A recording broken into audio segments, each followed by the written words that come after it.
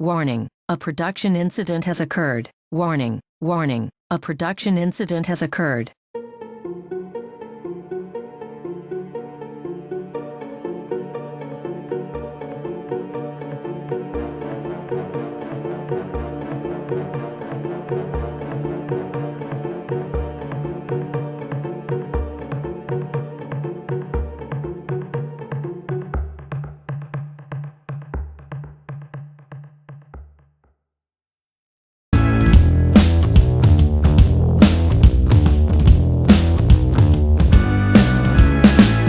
Greetings and welcome back to the Galley of the Sun. So, the grandkids are visiting. My grandson requested homemade McRibs. Now, McRibs have been around since 1981, introduced by McDonald, typically done with ground pork shoulder, among other things, and then pressed into a rib mold.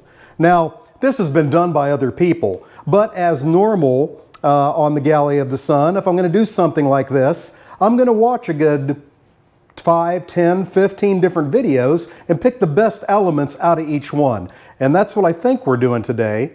We'll see. So, first thing is, we're going to start out with some baby back ribs. Now, for us, we normally get St. Louis style ribs, but the baby back is just about the perfect size for making McRib sandwiches. So that's why I grabbed those. Prepping these before they go on the smoker, which is preheated to 225 degrees right now, is easy. We're going to take the membrane off and then we're going to get some rub on it. Very important to get the membrane off for this. Some people do take it off, some people don't. Gives you a little bit of chewy part, but what we want to do at the end of this is be able to remove all the bones, which again is not what we normally do with ribs. We cook them to where they have a little bit of pull.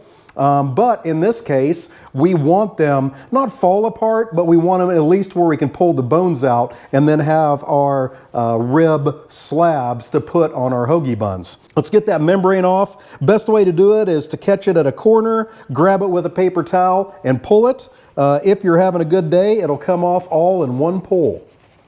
We'll see what happens.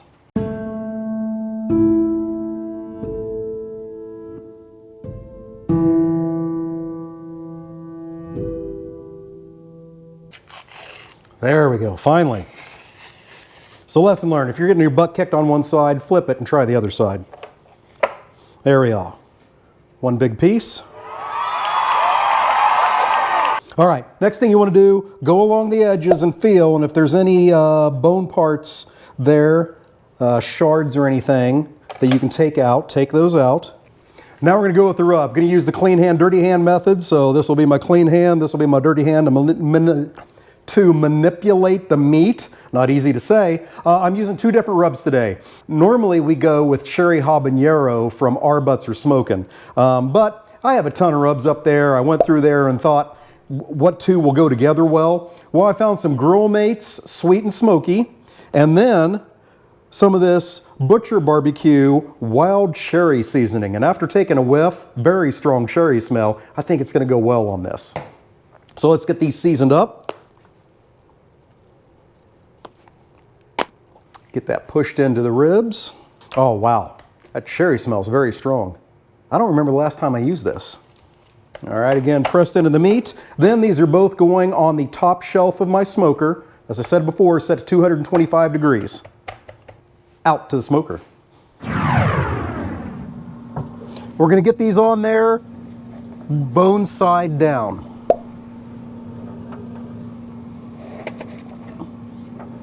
Now in about an hour and a half, I will flip them each, not bone side down, but this side, and vice versa, just to get some even cooking. But that's it. That's all we're going to do for the next 3 hours. So we'll see you after that.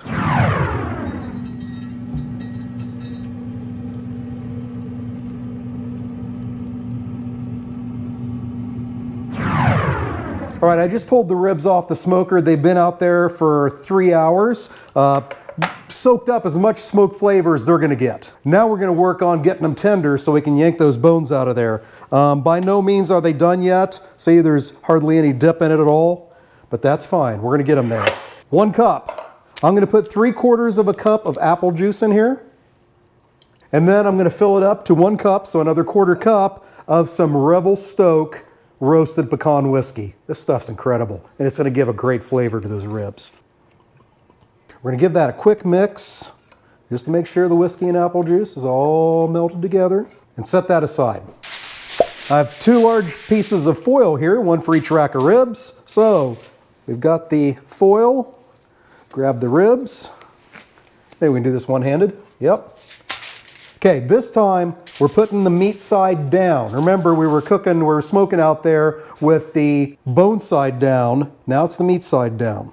On each of our rack of ribs, we're gonna put a 1/4 stick of butter, and I've cut that into 4 pieces. On top of that goes a 1/4 cup of brown sugar. Now we're going to start to fold our foil up to make a little boat.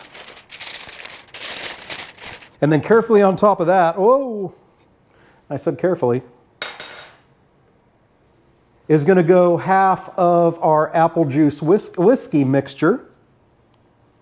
Right about there. Oh, the aromas now, when that whiskey hit that pork. Now, we're going to wrap this up tightly. We want it good and tight because we don't want any of the steam from that apple juice and whiskey to escape. We want it to stay in here and get those ribs steamed. So make them nice and super tender. I'm going to do the same thing to the other rib. Get it back on the smoker, still at 225 degrees, and it's going to go for another 2.5 hours. The extent I go to for my grandkids. Oh yeah. Well, I'm going to eat too. The ribs have finished their 2.5 hours of cooking wrapped. Now we're going to open them up, yank the bones, and get them sauced. So let's make that happen. You can definitely see that the meat has pulled back from the bones. So carefully, out cleanly. You can definitely smell that pecan whiskey. I think that's going to add a lot of flavor. So you notice I'm keeping it in the foil. There's method behind my madness. Each one of these bones I'm twisting just a little bit before I pull them out to help get them out cleanly and preserve the rest of the meat's integrity. Now try to be careful and keep this all intact, but you know, if it breaks on you a little bit, it's not the end of the world. We'll make it work. Now that we have it deboned, I'm going to sauce it. I'm going to use some of this Blues Hog raspberry chipotle barbecue sauce. This stuff's absolutely amazing. So we'll get the back side of the ribs done. And then we're going to utilize our foil, turn this rib over onto a baking sheet with a rack on it. I've got the oven on high broil right now. So use this. And there we go. Now we'll get that backside sauced. We'll do the same thing to the other rib, and then we'll chuck it in the oven, let it broil for about a minute, pull it back out, sauce it again, and repeat. And then we'll be ready to move on with the next steps. So after I get done with the second broil, as the ribs rest, I'm going to get some buns buttered up, get them toasted, and then we're ready to construct and taste. All right, let's put together one of these masterpieces. So I'm going to start with the toasted bun. We're going to hit the bottom side with a little bit of Kewpie mayo because it's so good. Then we'll put on our ribs, some onions. We'll put a lid on that, and then Ryland, the one who requested this, will give it a try and tell us how it is.